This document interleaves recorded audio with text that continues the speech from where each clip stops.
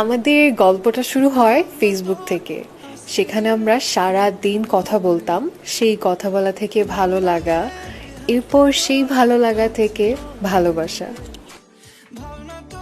ও ভীষণ শাই একটা পার্সন ছিল, যার কারণে কোনোভাবেই বলছিল না যে ও আমাকে পছন্দ করে, ভালোবাসে। সো ফাইনালি আই প্রপোজড হিম। আর ওই মুহূর্তে ও এরকম একটা রিপ্লাই করে যে আমি তোমাকে অসম্ভব ভালোবাসি এবং সারা জীবন আমি তোমাকে এভাবেই ভালোবাসবো, আর আমি শুধুমাত্র তোমাকেই বিয়ে করব। ওর বার্থডেতে রাত 1টার সময় আমি সারপ্রাইজ দিতে ওর বাসার নিচে চলে যাই।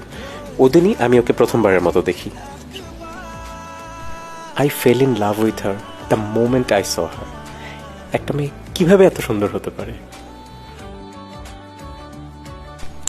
আমার সবসময় ইচ্ছে ছিল আমি একজনকেই ভালোবাসবো এবং তাকেই বিয়ে করবো। And after dating 3 years I proposed her. আমাদের আশেপাশে সবাই বলতো ফেসবুকের রিলেশন টিকবে না, থাকবে না, বিয়ে হবে না। আজকে আমাদের বিয়ের 6 বছর আর ভালোবাসার 9 বছর। ও আমার হাজব্যান্ড হওয়ার আগে আমি বলবো he is my best friend. লাইফের এভরি সিঙ্গেল মোমেন্ট আমি ওর সাথে শেয়ার করি।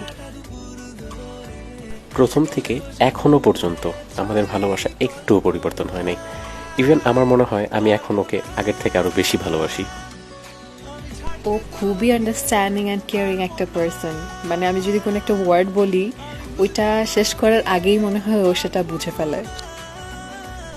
মানুষ বলে বিয়ের পর ভালোবাসা নাকি পরিবর্তন চলে আসে, সব কিছু চেঞ্জ হয়ে যায়, কিন্তু আমার ক্ষেত্রে এমনটা একদমই হয় নাই। আমার মনে হয় যে ওকে আমি প্রতিদিন কেন জানি নতুন করে ভালোবাসি।